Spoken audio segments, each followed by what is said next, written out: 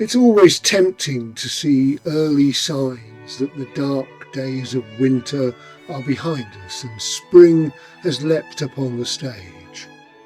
Snowdrops are often the first blooms of the calendar year, but I tend to see them as the quiet finale of winter as they grace our leafless woodlands, forcing their way up through last autumn's dry, dead leaves.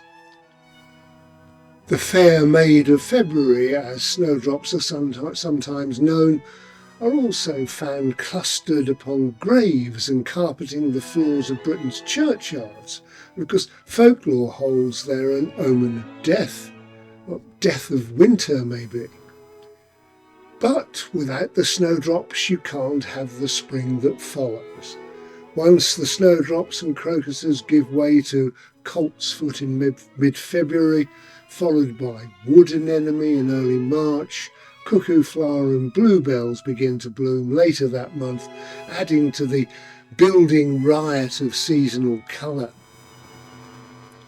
Spring has sprung at that stage, and technically, of course, it has two start dates. The Equinox around March the 20th, when daylight and dark hours become equal, or March the 1st, which is when meteorologists have decided that the spring quarter of the year begins and runs until the end of May.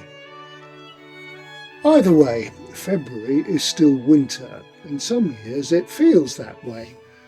At other times we can be more optimistic on a sunny day in the walled gardens of Shugborough Hall, perhaps, where bulbs are pushing up in the beds under the red brick walls. The first vegetable plants are set out in the carefully cultivated beds, and the fruit bushes have buds close to bursting into leaf, to say nothing of the rhubarb erupting into growth.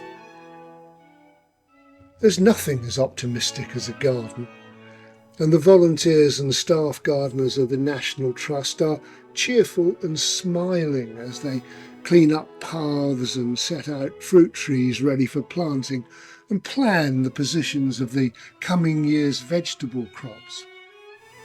In one bed at least, the advance party already has its feet in the ground, and elsewhere, fluttering fleece is warming the bed beneath, ready for an early spurt of growth. Around them, the perennials have been cleaned up, ready to burst into life again with the towering remains of last year's massive seed heads still in place to remind us of what is yet to come. But as we head for spring, whether it's the start or middle of March, we should probably remind ourselves that growing things is always a gamble, especially in an unstable climate. Those specific start dates won't necessarily bring the feeling of spring, gracing us with warmer days and bright flowers. In 2018, March was much more like winter as the beast from the east blasted through the UK with ice and snow, delaying spring itself and destroying many tender plants unable to cope with such extreme conditions. And scientists are now predicting that climate change will alter the order in which different trees start to grow leaves, with long-term implications for the survival of some woodland plants. A 200-year-old record from a Norfolk estate shows warmer springs are causing most woodland plants to leaf earlier. The researchers predict that trees like the oak, which are normally cloaked in leaves relatively late in spring, will soon overtake trees such as the hawthorn and silver birch that traditionally leaf early. In the long term, the survival of some woodland species growing beneath the trees could be affected, as plants compete for light under the woodland canopy.